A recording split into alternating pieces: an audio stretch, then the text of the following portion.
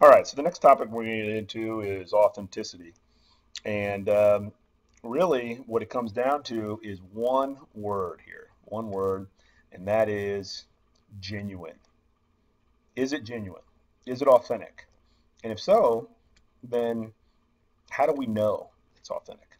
Well, interestingly enough, um, in the in a Windows environment or Active Directory, or even in Linux, you can have it. Anytime a user ID and password is used by someone who shouldn't be using it, it's not authentic, right?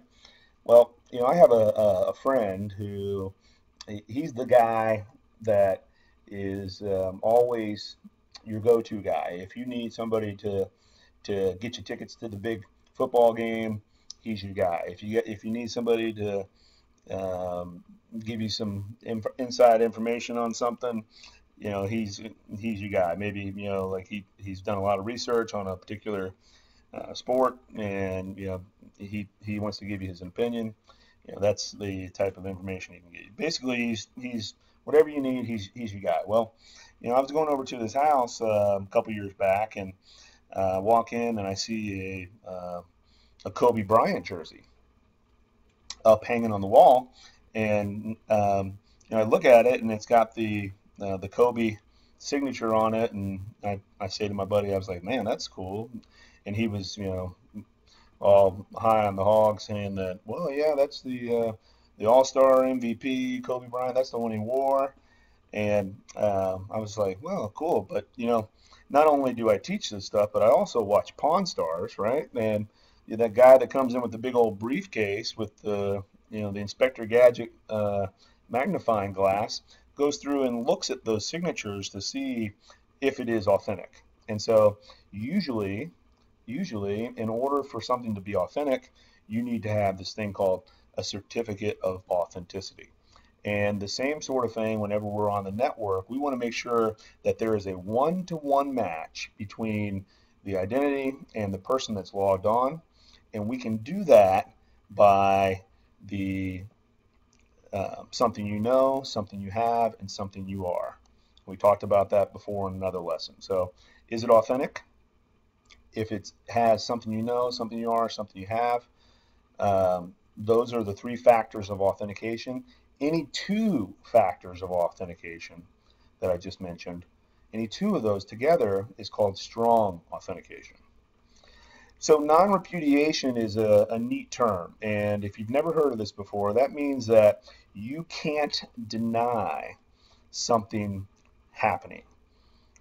And specifically, when you log on to a network, um, from the time that you authenticate onto the network, you're being watched. Usually, you'll see that end user license agreement, or the splash banner that comes up and say, "Hey, you're logging on to our network. Anything you say or browse will be captured." Uh, and basically, you either accept it or you don't log on to the network. Well, from that point, when you log on to the network, we're watching you. And non-repudiation goes intact when you move from one website to another. You send email, you go out to the network and look at different network file shares. Well, we know who that is, and we are 100% that since they've been authenticated, that non-repudiation is intact, and they can't deny doing something. So if you go out there and do something nefarious on the network, you're logged in as yourself. Well, you know what? We can probably track you. Let me give you an example here of something recently that happened with Ashley Madison.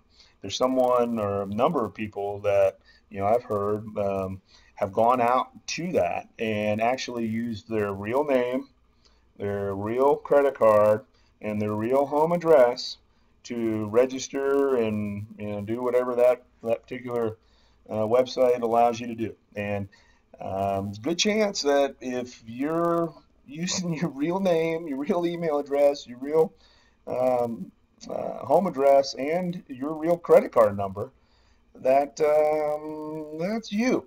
and you can't deny it. So when the stuff hit the wall or the fan with that getting hacked, that Ashley Madison, there was a lot of people that couldn't deny that they did not go on that website. So keep that in mind whenever you're out there. That even though you may not think you're being watched, uh, you are. And lastly, here, this is the IAAA. We talked a little bit about the identification. You know, usually you get pulled over by the police, and you'll they say license and registration, please. Well, you know, that's the identification. We can. How are we going to identify you? Usually, there's some I-9 documents in the United States, and those could be like passports or birth certificates or you know, your driver's license. A military ID would be another form of physical identification. Uh, Basically, those are just the basic stuff. And then, you know, we talked about the authentication, something you know, something you have, something you are. Once you're authenticated, then how or what are you authorized to do on the network? Are we practicing the principle of least privilege? Do you not have access to anything? Okay, well, let's let that person put in a change request or a trouble ticket to request access to something, and then let's go through the ringer to get it approved by whoever owns that system. So that's the way usually it goes. Are they authenticated? If they're authenticated, then what are they authorized to see on the network? And then through non-repudiation on the network, we can hold people accountable and have accountability by logging incidents, logging records, writing stuff to a log file so we know what somebody's doing, when they did it, and what they did it to.